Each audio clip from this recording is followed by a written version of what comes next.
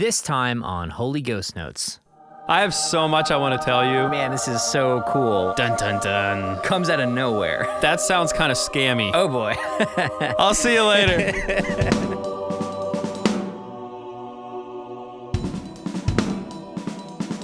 What's up, everybody? This is Tim and Matt, and you are listening to the Holy Ghost Notes podcast. This is episode 54, and I'm pretty excited about it. Yeah, we have a good one here. We were just talking in the inner circle, and we have two good topics. We usually do. They usually come together in the last minute. Tim, you're responsible for these two. Well, I can't take all the credit because Nick it was Abbott actually is responsible Nick Abbott. for one. So You're right. Shout out to Nick for coming up with our faith topic today. But I think it's going to be a relatable one to a lot of you listening. So. Yeah, absolutely. Thank you, Nick. Yeah, it's an important topic. It's not something I would have thought about. So it's cool that we have a community of people who are helping us think outside of our boxes, you know? Yeah. Because 54 episodes in, it's like, we talk about this with drumming. We run into, problems with drum topics. Like, what are we going to talk about that we have not already addressed? Yeah. Drum topics are definitely tougher than the faith topics. That's right. Yeah. They just are. And we go into like drum topics that aren't just your basic drum topics. They're usually applicable to other instruments, and it's more of a mental approach to drumming. But today we're actually going to simplify it a little bit. I said this in the inner circle pre-roll, but we're going to basically approach everything that we've talked about in the last 2 years and talk about some things that we think are the most important for everybody, no matter what style you play, and basically focus on those most important elements. So I'm going to list a bunch, and then we're going to do our best to kind of break it down into the top 5. It's really going to be dependent on who you are and what you like to do, but we're going to talk a little bit about that. And then our faith topic is intrusive thoughts. And I'm going to leave it at that because if I go too much deeper into that, I'm going to start the topic itself. So we're going to end in the episode. Yeah, that's typically what happens. It's like, so we're going to talk about this today. And 10 minutes later, you're like, well, I guess we already talked about it then. So, Matt, how are you doing? Yeah, you know? That's right. We digress. Yeah. But Matt, how are you doing? And there's the segue. Dude, if we did ads on this podcast, we would find fun ways to do that. Oh, for sure. Where it's just like you find a little, some sort of segue to get yourself into it without it being awkward. Usually is awkward anyway. Matt, your teeth look really white today. Speaking of white teeth, toothpaste. Yeah, we don't have any advertising though. So as a listener, you don't have to worry about that. You just have to worry about us being dumb and silly and funny, and then hopping right into like a really deep topic. Yes. Like, okay, let's talk about it. Comes out of nowhere. Yeah. Yeah. Yep. So anyway, to answer your question, I am doing well. It's my fault that we're recording this a little bit later in the day because farming. Dun, dun, dun.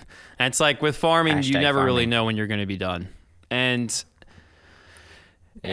the problem with that is that when you have things on the schedule, those things get pushed back because there's so much that is required of you to farm any given day that you can't just put everything away and you can't just leave everything out. So like you have to finish what's being done before you can move on. And today I was realizing this. I'm like, man, it's really tough to have a schedule where other people are dependent on you being there. Yeah. If you're going to farm. And if you do have those people, right? If you do have a schedule, it's like they have to be understanding and just know that sometimes it's just going to be late. So I appreciate you being flexible. You got it, we were spraying nitrogen. It's called side dressing. So what you're doing is you're going through your cornfields. The corn is about anywhere between 12 and 18 inches high already. Okay. So we're going through the fields and we're basically dropping in fluid, nitrogen in between the rows and hoping that it rains within the next 2 weeks. We have what's called a stabilizer that's mixed in with the nitrogen, and it allows it to stay there and stay active until it rains and pushes everything down. Okay. So a little stressful. It's a little stressful because if we don't get rain in that 2 week period, It's all for naught. you've just wasted all the, the nitrogen which you purchased and the time that you invested. So I saw an ad for these shoes that have spikes in them, and you basically put them on and walk around your yard to aerate your yard. Is this basically the very expensive way of doing this? Like aerating your farm? That sounds, no, but that sounds kind of scammy. Okay. unless the cleat studs are like, I don't know. They were pretty long. They weren't 8 inches, but probably 4 inches, 5 inches, something like that. It wouldn't hurt, that's for sure. But the purpose of aeration is to create, obviously air pockets in the soil, which is good. Yeah. Right? If you have compaction, that's bad. That's bad for many reasons. The purpose of nitrogen in your soil is that your pH levels, NPK, nitrogen, phosphorus, potassium, need to be in check. And if your nitrogen levels are low, think of nitrogen as your miracle grow. So you can have corn growing, but it's like a boost. Right. It's like NOS. And so we do this thing called side dressing, and if it rains, and when it rains, we're praying for rain this week. This episode comes out on Thursday, so we're hoping like Friday it's going to rain here in Pennsylvania. We need it. We're not super dry, but like we're counting on rain based on the fact that we just side dressed. So got it all done. I've probably 30 acres in corn this year. And I love working with my dad. It's the best part of what I do. I get to work with him. I don't know how to do everything yet because I just bought the farm 2 years ago, or going on 3 years. And so he's there to be like, actually you need to drive in this row, not in this one. You're going to run down corn. Or like, do you see how I have this hitch chained? That's in case this thing comes off. There's 350 gallons of nitrogen at 10 pounds a gallon flying down the highway, and it's not attached to your tractor anymore. So like all these little things, like if you work with your dad in any capacity, he's just so, your dad, I'm sure is the same way, like just full of wisdom. And we're blessed to be able to have, a relationship with our dads and our moms and our siblings that we can learn that kind of thing from. So that's farming for me, and that's what I was doing today. Way more exciting than that for those of you listening, I'm sure. Unless you're like the millennial farmer, audience, that might have been interesting to you. But I was asked to be in a movie. Yeah. I was asked to play drums in a movie. So there's an app called Jamcard. Have you heard of Jamcard? No, I haven't. Okay, Jammcard. Oh, this is awesome. I'm excited to tell you about this. So Jamcard is basically LinkedIn for musicians. Okay, so it's a lot of musicians that have done huge things or average things or not too much, and they're saying, hey, I'm available for work. There's a booking feature on it, which I haven't even activated, but it's a nice way to connect with other people in the industry who you would never be that close to, you know? Yeah. Like whether you're connecting or not, there's just not all that many people on it. Yeah, sure. I don't know how many thousand, but like it's obviously not an Instagram size. Right. So everyone that's on there is doing somewhat similar thing to you, they're in the industry. Sure. So anyway, I signed up for this. And I got a call from one of the guys. I think he actually started it. Elmo is his name, and he said, "Hey, we need to talk." And actually, he was texting me, and he said, "Can I call you? I need to actually talk to you about this." I'm like, "Yeah." So he calls me. He's like, "So I have a friend. His name is Evan Bogart, and he is a music producer. And I didn't tell you this, but I sent a bunch of names over to him. He was asking for a drummer for a movie that him and his brothers are putting together. Two of his two brothers are in the movie industry. Their dad was Neil Bogart, who started Casablanca Records, who founded Kiss." Wow.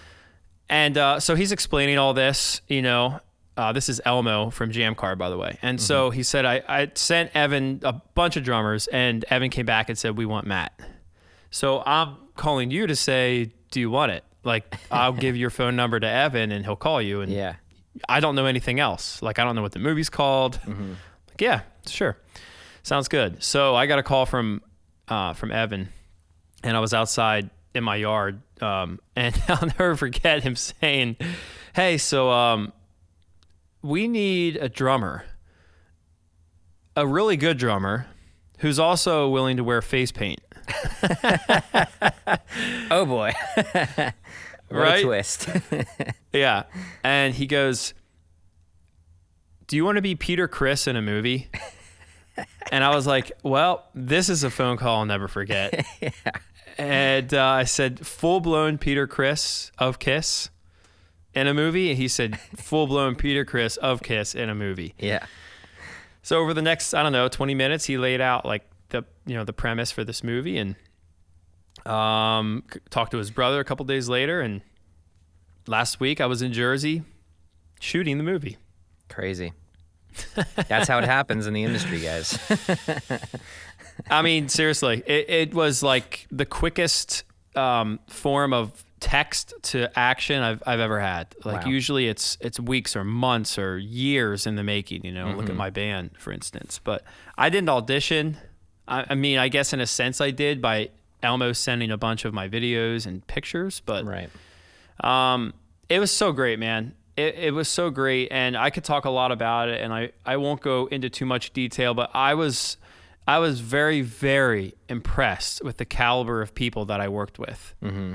The actors and actresses, and the PAs, all the way down to like the girl who was in charge of making sure that you were wearing your mask.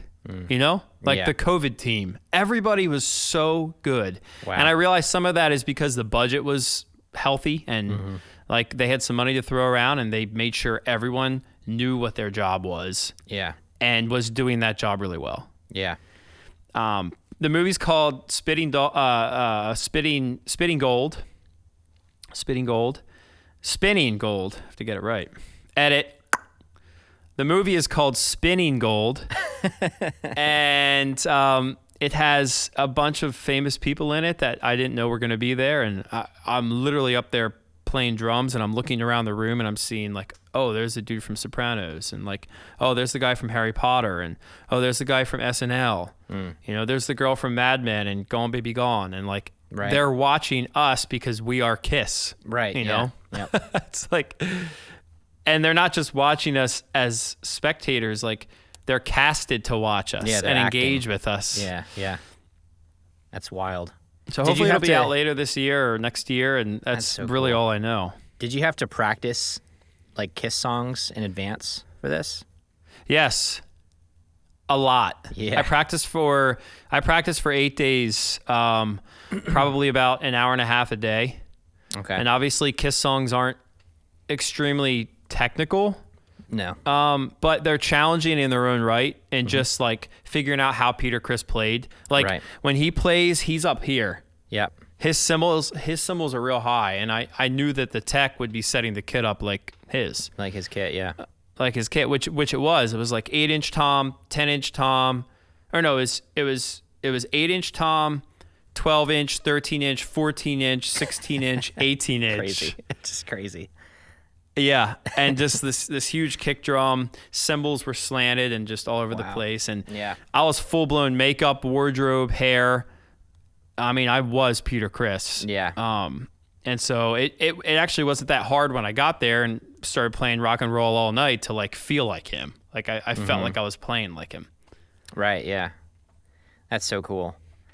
Man, you were sending me some pictures, and I was like half laughing because it was hysterical just seeing you in Peter Criss like makeup and spandex, but at the same time I was like, man, this is so cool. Like, this is the coolest thing ever.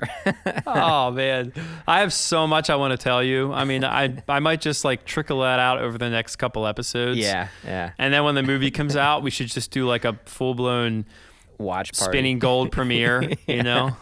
That's so cool, man. I'm so happy that you got to do that, and Thank you. what an experience. And especially like we're like COVID's starting to wind down, things are like starting to get back to normal. What a way to like get back into the groove. Right? Yeah. They started shooting June 1st, and they'll be done June 24th. They had shot most of the movie before COVID. That's crazy. So yeah. like they have 3 weeks to get it done. Complete, like, the rest of the Yeah. shots. Insane. And I was just, man, I still kind of can't believe it happened. And I learned a lot. I actually learned a lot about drumming and performing by being around an industry like that, where you don't have somebody holding your hand. Mm-hmm. Like, they definitely took a little bit of a risk on me and also some of the other musicians who were playing with me, because we weren't really told what was going to happen. Like, there was a time when, there were a couple times when, like, we weren't even told the song we were going to play. And they're just like, all right, play back. Fire in the hole. Because there's a bunch of pyro and stuff. And click comes on and we hear it. And you have to, identify as quickly as you can what song it is. And then you're in. But, like, the movie industry, that they're not thinking about, like, is the musician aware of... Yeah. It's like they're concerned about the shot. Mm-hmm. And they're assuming that everybody's playing at a level that, you'll catch up. Yeah. You'll figure it out. Yep. And I kind of enjoyed that challenge. It's nothing like the music industry that I'm used to, which like everything's really regimented and everything's really laid out. It's all prepared. It's all practiced. It's all, yeah. That's crazy. That's actually a really good interlude into our drum topic, because, you're obviously used to a very high level of performing in the music industry, in the metal music industry to be specific. And, you go into a show fully prepared. You know what's going to come at you for the most part. You know how your kit's going to be set up. You know how the click's going to work. You know that you can rely on your band and how they're going to perform on stage with you. So we've gone over a lot of things in the past couple years, and I just felt like it was time to do a little overview of some of the more important things that every drummer should focus on, regardless of what style you play. So I'm going to throw a bunch of things out there. We've gone over most of these, if not all of them, already in the past. So if you really want a deep dive, go check out one of our earlier episodes and find the topic you're looking for. But we're just going to go through some of these quickly and kind of list out some important pieces that you as a drummer should know, regardless of what style you play. So my list was relatively short, actually, in comparison to all of the things that we've talked about. I just kind of tried to compile a list that was very straight and to the point, and things that if you don't know this, you might be in trouble going into any situation. So I had timing, and we can go a little bit deeper into these, but I had timing, groove, fills and transitions, learning to play to a click, tuning your drums, rudiments, and there's really a few specific rudiments that I think are important here, and consistency and stamina. And those were like the main grouping of things that I feel like every drummer should just know, just to be able to perform at a mediocre level, I would say. And then additionally, I had a couple things in here that we've talked about on the podcast that play a big role in our development as drummers and in our process. Again, not necessarily specific to style. So I had posture and kit placement, and then I also had practice. How you practice, where you practice, and some techniques around that. So that's to preface the topic.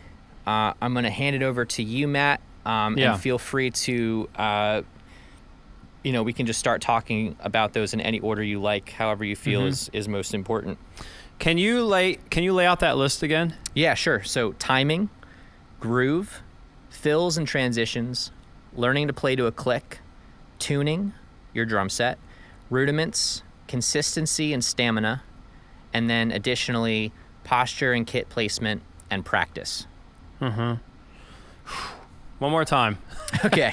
Timing, groove, fills and transitions, learning to play to a click, tuning your drums, rudiments, consistency and stamina, posture and kit placement, and practice. Yeah, so if you could see this on my brain right now, I'm trying to go back to 2001, 2002, 2003, 2004, and what I'm seeing right now is myself in my basement. I'm seeing two different pictures. One is I'm seeing myself in my parents' basement with my Pearl export, chrome wrapped Pearl export, single pedal. And I'm picturing myself playing everything hi-hat, kick, and snare. Like I was scared to go this way around my kit. Yeah. And go over to this side. It was like left, comfortable, right, question mark. Yeah. So there's that scene, and that's before ABR. Mm-hmm. And then fast forward to I'm in the barn, in the egg room with my Mapex M series, double bass pedal, and I'm working on Seventh Trumpet, which is a song on Thrill Seeker. And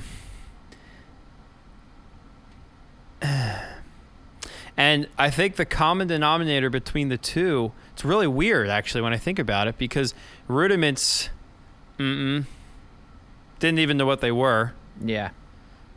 Well, you didn't know what rudiments were, but you were probably playing some rudiments. I was. You just didn't know. I was, but I didn't know. Yeah. I didn't know. I'm going to add one to this. Yeah, please. Conversation. A inspiration. I'm going to add the word inspiration, and who I see when I say inspiration is my friend Joe Walmer. Okay. So if you have someone in your life as a drummer, especially early on, who is someone you look up to, and they are giving you this sense of they're instilling in you the knowledge, but they're also showing you that, hey, it's good to be excited about this instrument. It's good to be excited about this thing that you love. Right. Like they're affirming you in that passion. And they are as hardworking or more than you are. They practice, as hard or more than you do. That person for me was Joe Walmer. And so here's why that was important to me. I would be sitting at home practicing because in my head, Joe Walmer was probably practicing. Mm-hmm. And Joe Walmer was playing at a level that I just dreamed about being at. Right. I didn't know exactly what he was playing. I didn't know how to tune drums like him. I didn't know how to get the posture he had. Like all these other topics that we've talked about and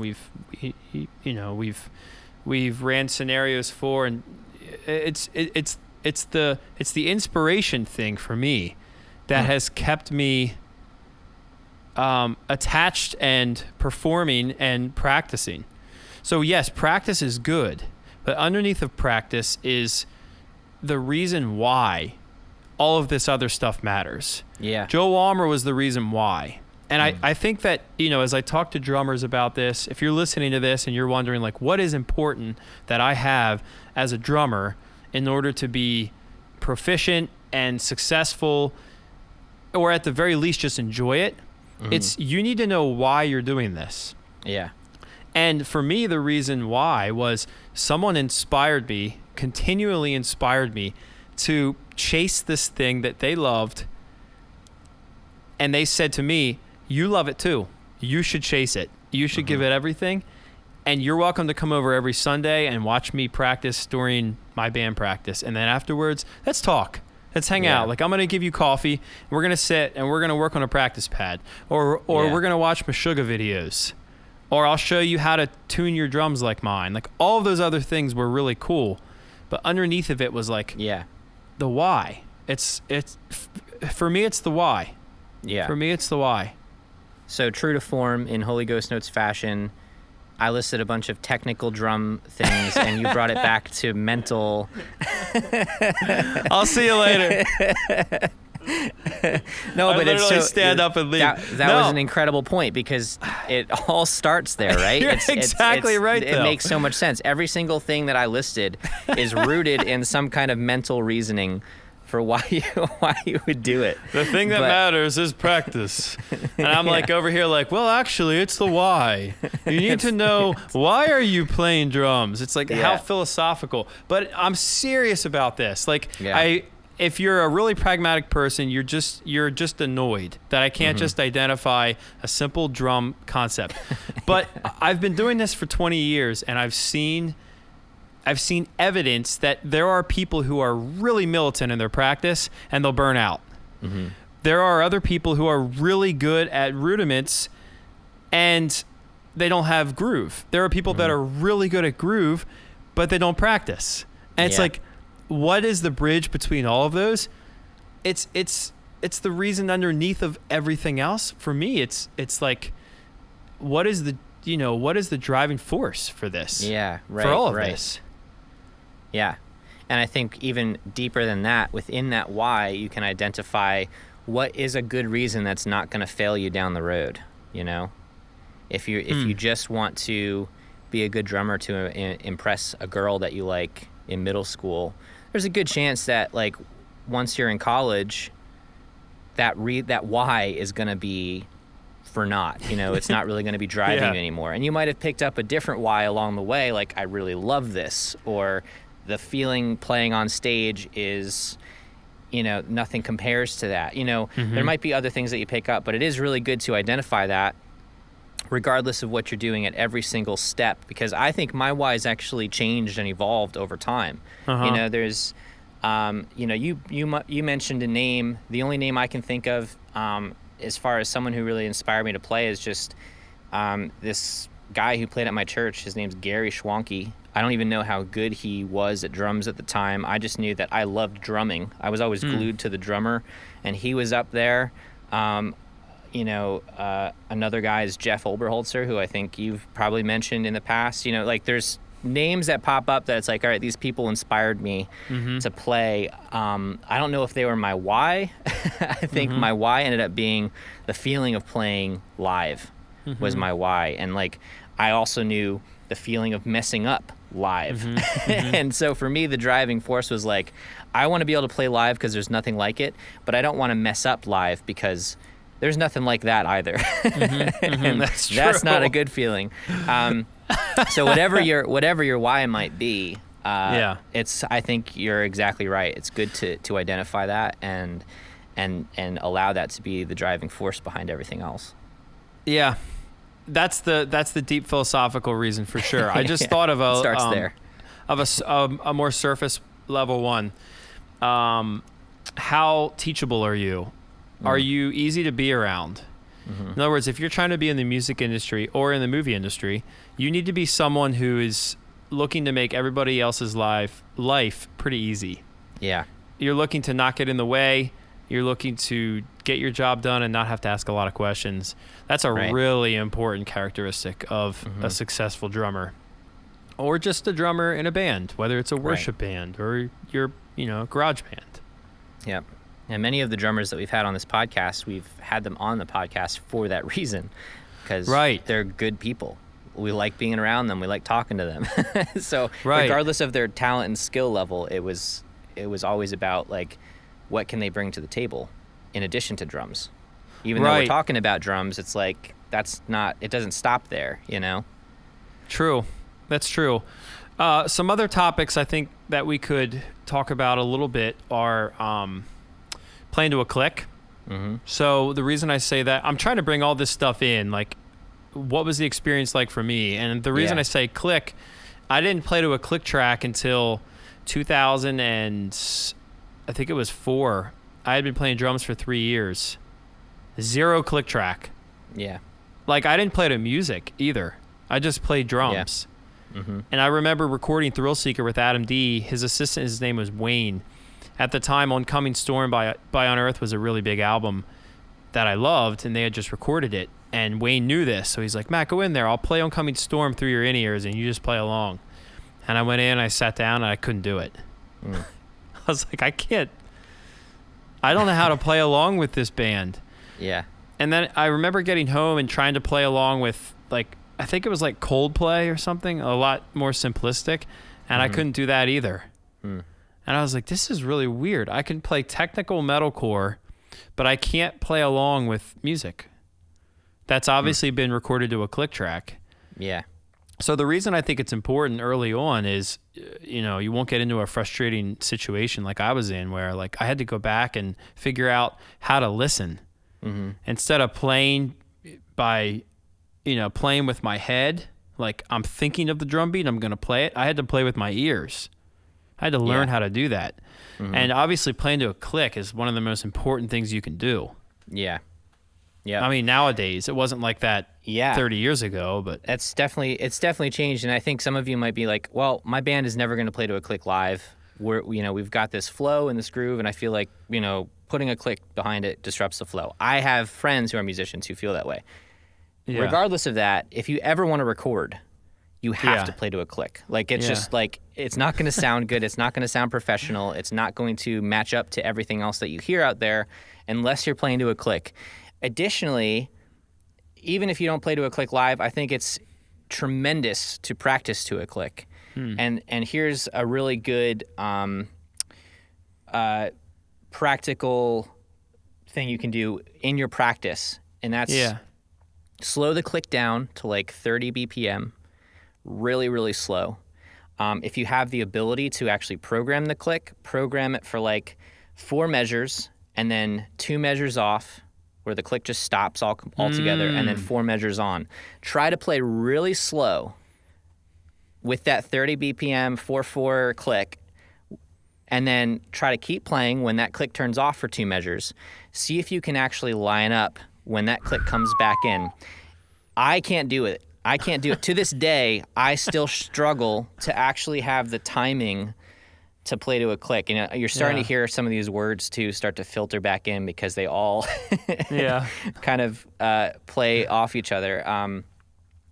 But that's a really good way to practice, Sam, I think, to a click. I have a great story about this. Okay. I've never done that. That sounds hard, but really I have hard. done this. I've filmed courses for my website, and I have an iPad next to me with a metronome on it.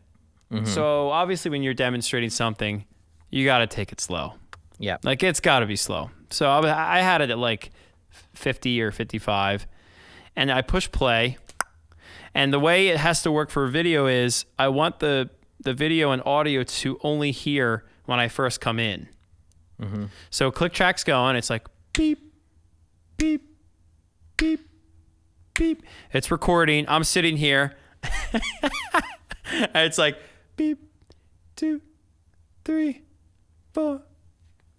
And that first hit has to be good with the click. Like, you can't flam that. I mean, maybe you can get away with some other ones.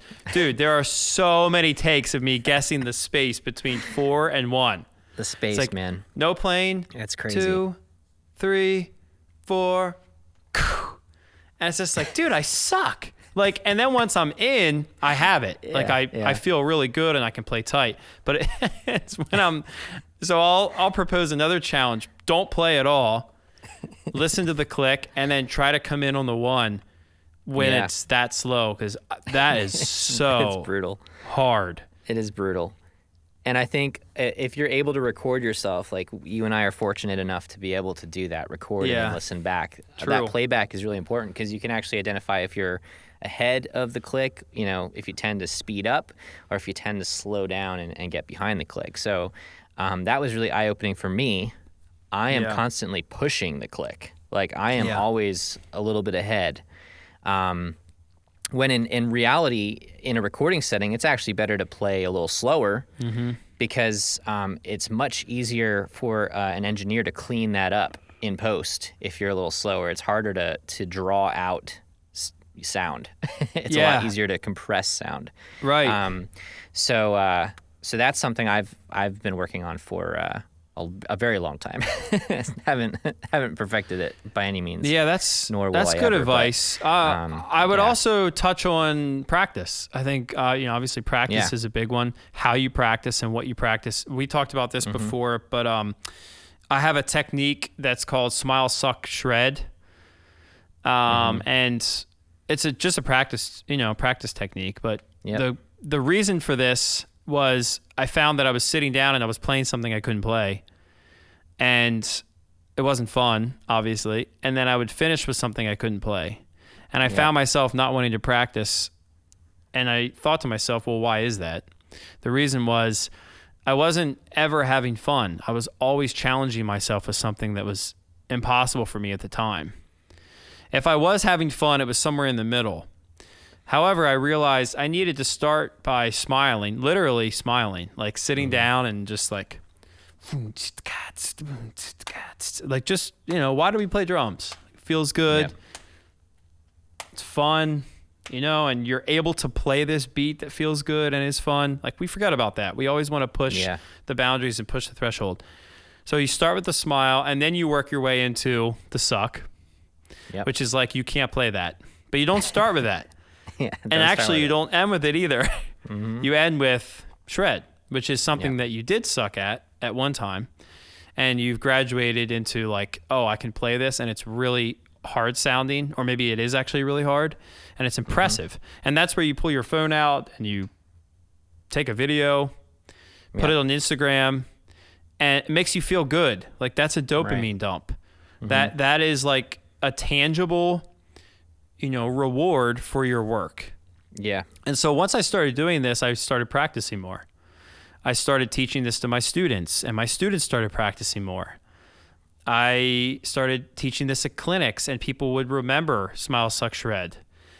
And I realized that it wasn't just me that resonated with this idea of like, you should start with something that's fun. It was everybody. So, well, maybe not everybody, but it was a lot of people. Yeah. That's great. I mean, practice is huge, and I think just to get the full picture of practice, we've talked about, like last episode, I think you talked about just how you like your practice space clean and organized, and that for you helps you be able to, and it all comes back to this mental reason why, but when your space is organized and clean, that allows you to, in your head when you're playing, keep things organized and clean, and you're not, you feel like everything else is clean around me, organized. I can't play sloppy, And so, and that's a technique that you've found helpful to you. For me, it's like finding a place where I know I'm not going to disturb anybody. Me too. I find like if I am hesitant that like someone in the room next to me is going to be real pissed off that I'm playing drums, I won't play good. I'll play real soft, and I'll be thinking about that the whole time. So like practice, your practice space, how it's set up, where you're practicing, even the kit you're practicing on. We always talk about how like you don't need an incredible drum set, an expensive, beautiful looking drum set to be a good drummer. But it certainly helps to inspire you if the drum set you're playing on is something that you love to play on, something that when you look at it, you're like, ooh, that is beautiful. I'm proud of this thing. True. And so that plays into practice as well, because that's often what gets me on the kit. If I was still playing my Rockwood by Hohner that I had when I was, 12, I probably would have stopped playing drums because the thing sounded like crap. And and so there you go. But now I'm getting a little ahead of myself. But this next episode sponsored by Hohner drums. Hohner, yeah, they probably won't reach out now. I think they specialize in harmonicas though, so I don't have to worry about that. But yeah, I guess to breeze through some of the other things, because I want to give us some time for our faith topic today, but. Timing is obviously important. Timing is everything as a drummer. If you can't keep time, you can't really play drums. Let's just put it that way. In most cases, when you're in a recording setting, the drums come first. The drums kind of anchor the entire band, and that's often the case for live as well. I can always tell when I go to a show and the drummer is not the person that is anchoring the band.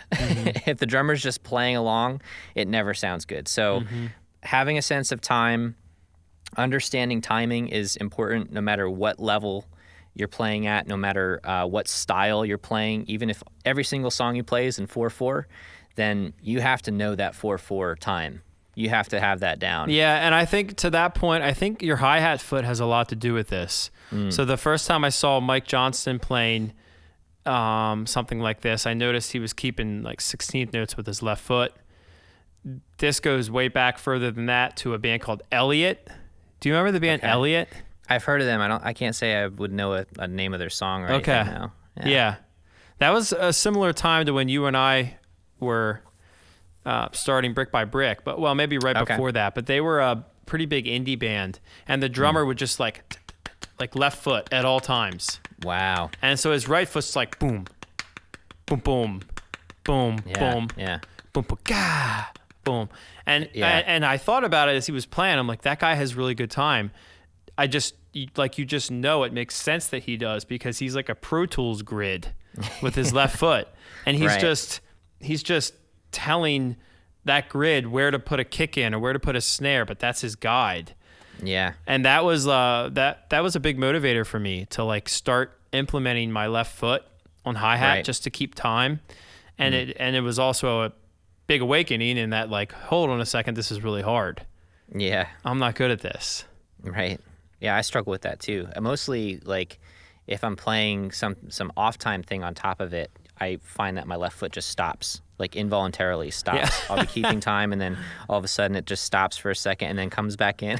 Exactly. So working through that is really, it's hard. I think I want to wrap this by saying this, and I think, you know, if this turns out well, you can use this as a clip to promote this part. But motivation, what motivates you? And I just think of like a crime scene, right? Like what was the motive for what happened? You know, what happened is important and how it was executed is important to the case. But the motivation actually tells you more about how it was done, how it was executed, the background, the history, and what it was going to be used for. And I think we can extrapolate from that metaphor, as lousy as it might be, to say like, where are you headed as a drummer? Where are you coming from as a drummer? What are you working on as a drummer? Where are you good and where are you not so good? I think it really boils down to your motive, to your motivation. Yeah. My motivation was always to be a metal drummer. So what did I practice? Blast beats, double bass, independence, hitting hard, stamina, conditioning, right? Because it's all important to what my motivation is as a drummer. Right. Yep. And so I think a good thing to do, if you're listening to this and you're like, I want to figure out how to get better. All of these seem like they're important. How do I focus my time and energy? I would say just pull out a piece of paper and write down 5 things that motivate you. Like, where is your focus? Where is your passion? What is your motivation for playing drums in the first place? And I think you can look at those, you know, top 2 things, and you could say, well, actually, it makes sense that those are true because I'm good in those areas and I'm not so good in other areas that don't help that part. Very true. So I hope that's helpful to you listeners, to those of you that are listening. And, you know, everything's important with drumming. Something's much more important than others. For me, it really boils down to why. Yeah, that's a great summary. I think keeping everything that we've said in mind, it's all important, but yeah, identify what's important to you and then learn how each of these pieces, timing, groove, fills, playing to a click, tuning, rudiments, consistency, stamina, posture, if that's a thing. Learn how all of that fits into what you want to accomplish at the end of the day. Yeah. Because you're going to end up learning those things. Even Matt didn't know he knew rudiments. Yeah. When he was playing these rudiments. And their standard things a rudiment is a single stroke. Double stroke. 1 2, double stroke, 1 1 2 2 1. So it's these things are natural things that you're going to pick up, and you're going to realize that they're foundational things just to playing drums. But figure out how you can utilize these tools. If everything we said, this list that we broke down was your toolbox, it's like, all right, now what am I going to go fix, or what am I going to go build? That's a good the next point. step. That's a good point. Yeah.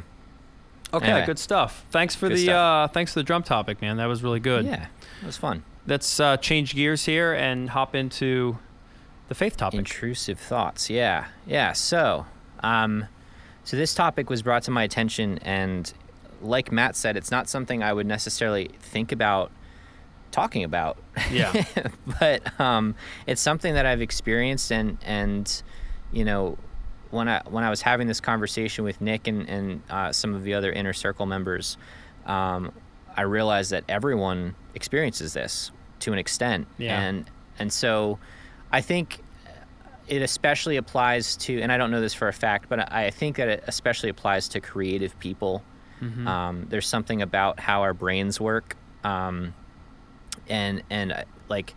So intrusive thoughts, just to explain what this means, if some of you are thinking, what is that? What is intrusive thoughts? Intrusive thoughts are the thoughts that you have that sometimes come out of nowhere and are disheartening to you or discouraging. Often, people who are suicidal get to the point where they actually commit suicide because of these thoughts. They're the thoughts that are trying to convince you that you're not good enough, that no one loves you, that you have no purpose in the world. And these are thoughts that just come. And there's a lot of different theories as to where these come from. And we're going to kind of take this topic from a few different angles. As a Christian, I've always felt or believed that this was the enemy. It talks in the Bible about how the devil comes to steal, kill, and destroy. It talks about how he's the deceiver.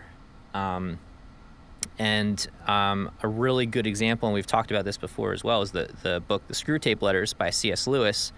It's literally following a young demon who is writing letters or reading letters from his uncle. And they're going back and forth and talking about tactics on how to discourage and dissuade their human. And so, when I was reading it, I related to it because I was like, oh, I've heard that before. Yeah. I've heard that phrase in my head that came out of nowhere. No one told me that I was worthless, valuable. No one told me that I'm a total screw up. It just appeared in there. And so as a Christian, and I want to take this from a few different angles, as I said, but as a Christian, I always just was like, okay, I just need to identify these thoughts as what they are, and it's the enemy. He's trying to steal from me. He's trying to kill me. He's trying to destroy me. He's a deceiver. As soon as I start believing these things, I am deceived. And boy, how many times have I latched on to that phrase, no one loves me. I'm a total screw up. I have no worth. I have no value. These are things that I experience sometimes on a daily basis, these phrases, these feelings. For me, it's always the phrase that, no matter how hard I try, it's never going to be enough. So why even try? That's been, my phrase recently has been, almost driving me to apathy. Why even try anymore? It's never going to be enough. It's not. And so this is so not true. I went through a phase like that too. Total bullshit. But when I hear it, I believe it. Yeah. And so that is what an intrusive thought is. I'm sure if you're listening to this, you've experienced this before. And so I want to give Matt a chance to talk a little bit about his experience with this. But we also have some ways of potentially dealing with this or identifying certain things in your life that might be contributing to this in a practical, non-spiritual way. Just a question back at you, Tim, do you think that the way that you were taught, the way that you were raised, do you feel like the way that you were raised gave you a good outlook and strategy, if you will, when it comes to how to counter intrusive thoughts? Because in the Christian world that I was raised in, it was often there was a principle that was, if you think something that you don't feel like is true or is not of God, you rebuke it, you speak against it, you condemn it. What has your perspective been like recently, and has it changed in comparison with how you were raised? That's a really good question. I'm hesitant to say that anything my parents taught me was wrong, although I know that certain things that they might have taught me might have led me to believe certain things, and it might not have been intentional on their part. I would say, I think I was set up in the same way where you're taught to rebuke things. Take your thoughts captive was always like the phrasing that I heard. Yeah. So the amount of times I've said, I rebuke you in Jesus' name, I can't count. Yeah.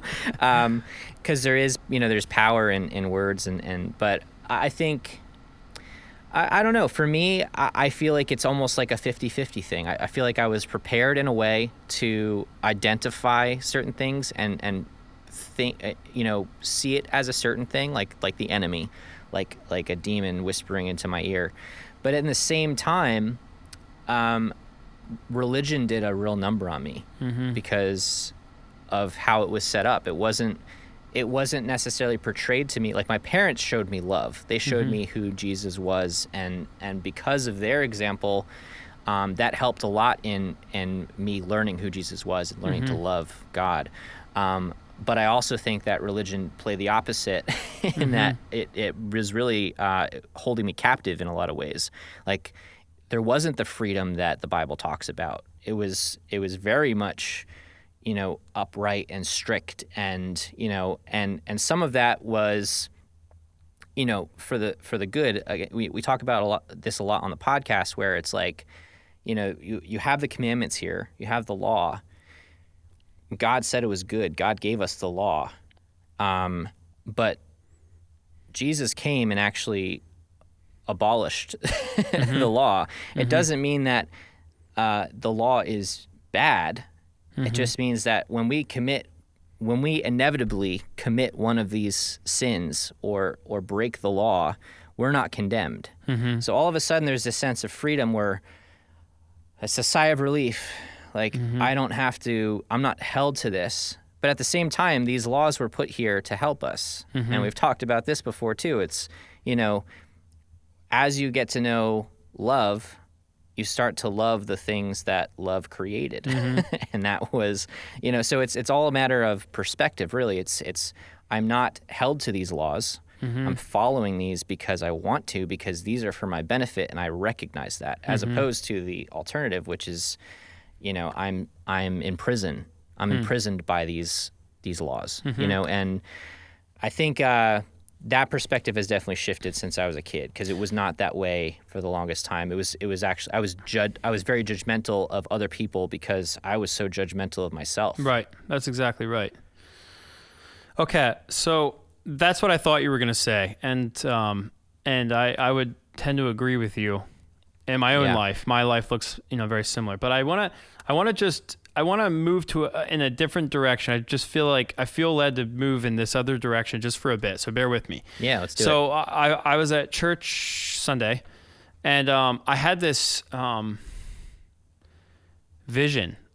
I'm just gonna call it a vision, and this has not happened to me often. What I saw was a tank, and in the tank was me. I was in an armored tank. So picture the movie Fury, or a tank movie where you can picture this war zone. And this tank is the ultimate fortress. Like, there has never been a safer place than inside of this tank. Outside of this tank are missiles and bombs and everything else. Just a kill zone. Yeah. And I thought to myself, inside the tank, I thought, is this tank going to protect me? Is the metal and the steel on this tank going to protect me? And I felt like God was telling me, can you put your faith in the tank? And I was sitting there and I'm like, I don't know. I haven't been hit. Like, I don't know if it could be made of cardboard for all I know. Yeah. It might just obliterate. And I had this thought, and I started moving in, and I got hit. And I looked around, and I was still there. And I got hit again, and I was still there. And it hurts to get hit. Like, you're banged around in there, but you're fine, right? Like, you're gonna make it.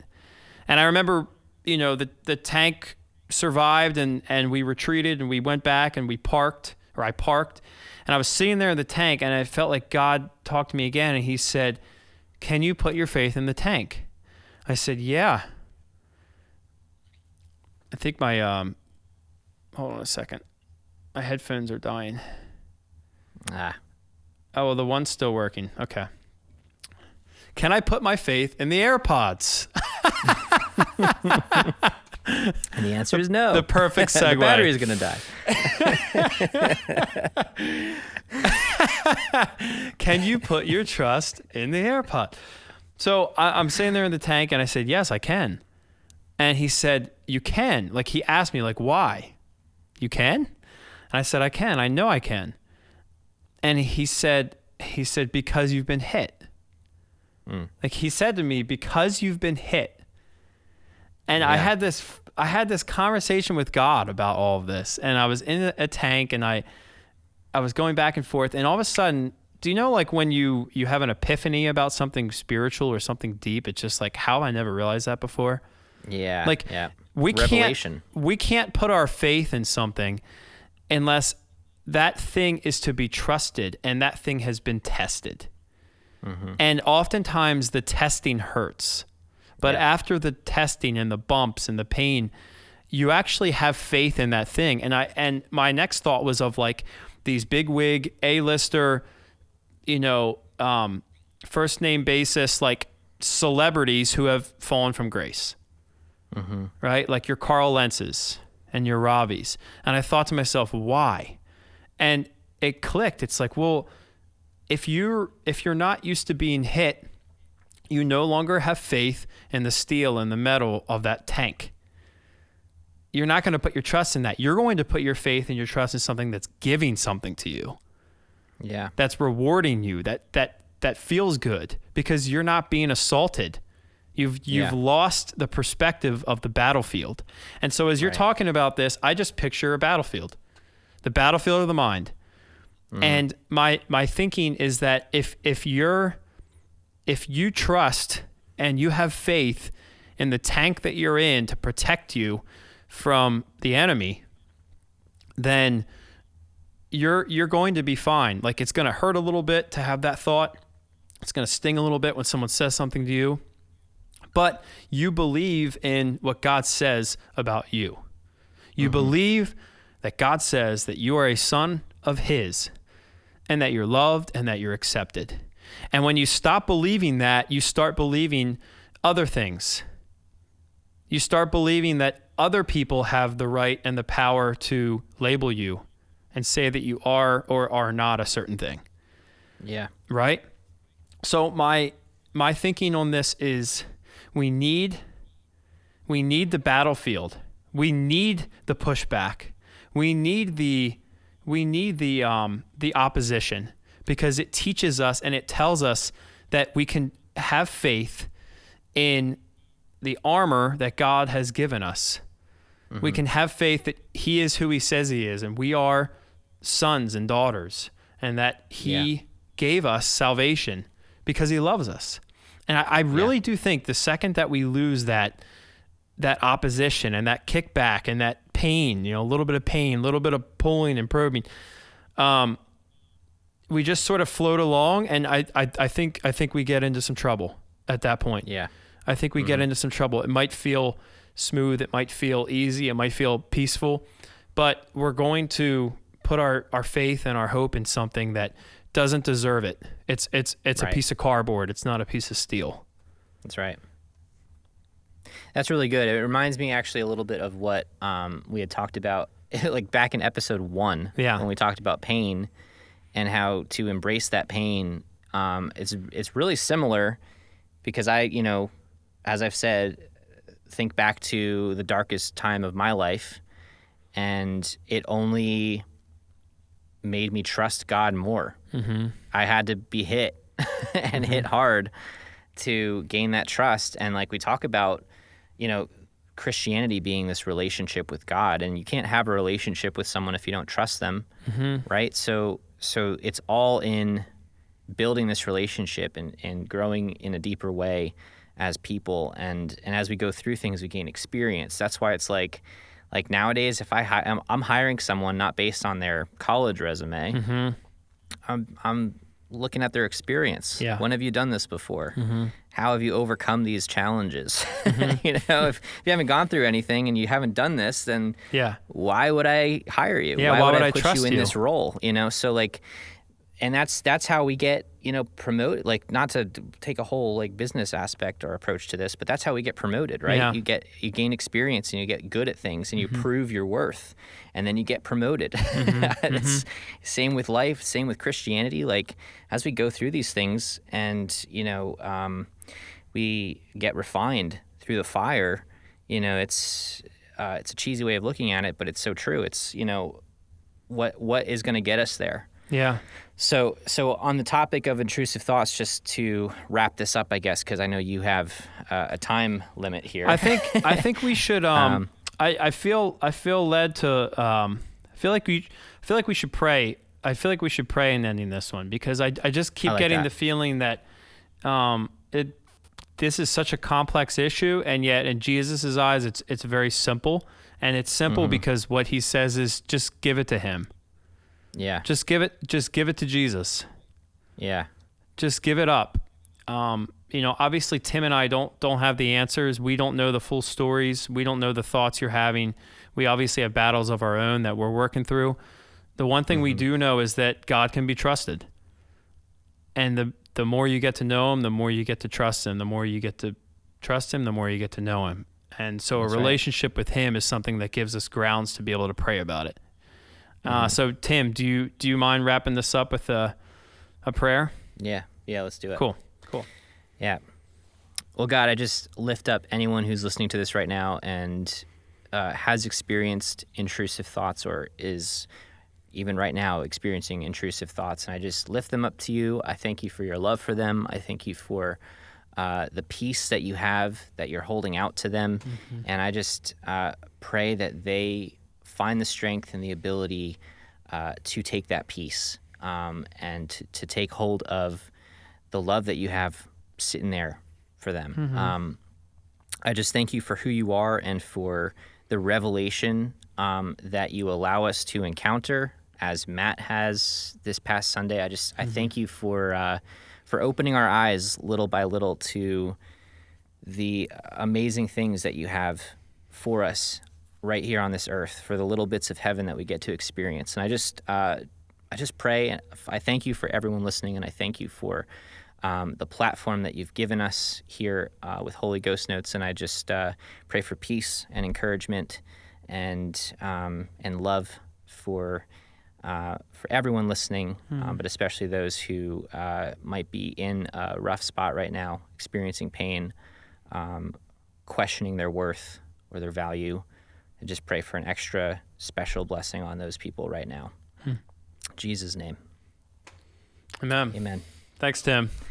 Yeah, thank you. So in wrapping up, I've got a minute to do this. So if you like what you heard here, we do have a Patreon. We don't do any ads on this podcast. We keep it ad-free. So our Patreon supporters keep us going. It's patreon.com/Holy Ghost Notes. We have a few new supporters here. I'm going to give shout-outs to real quick.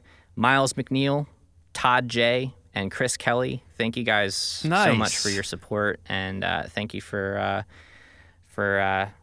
backing us up. Yeah, thank you guys. Welcome to the inner circle. That is really cool. We really appreciate the support. I love it. As Tim said, we don't do ads on here, and we do some good with the money that we get from Patreon. So we really appreciate the support, and we hope you like this podcast as much as we enjoy having it. Yeah. And if you guys have any thoughts, questions, even prayer requests based on what we've talked about today, hit us up, Matt and Tim at theholyghostnotes.com, or on Instagram. Shoot us a DM, and we'd love to hear from you. So that's it. Thank you all for listening. Love you and guys. We'll see you in a couple weeks. Good job, Tim. You too, man. Peace.